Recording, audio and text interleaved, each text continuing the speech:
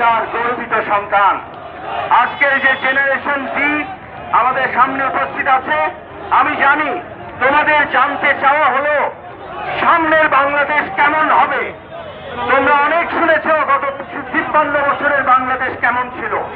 আমারও জিজ্ঞাস্য সামনের বাংলাদেশ কেমন হবে।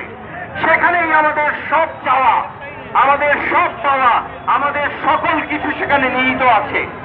৩১ দফা বিএনপির ভাইস অ্যাক্টিং চেয়ারম্যান দ্বারা উপস্থাপিত এই ৩১ দফা কর্মসূচি, এই ৩১ দফা যদি তোমরা পড়ে থাকো, তোমরা জানবে সামনের বাংলাদেশ কেমন হবে। সেজন্য আমি বিএনপির প্রধান কাণ্ডারি সিপাহ সালার সামনের বাংলাদেশের রূপকার জনাব তারেক রহমানকে ধন্যবাদ জানাই।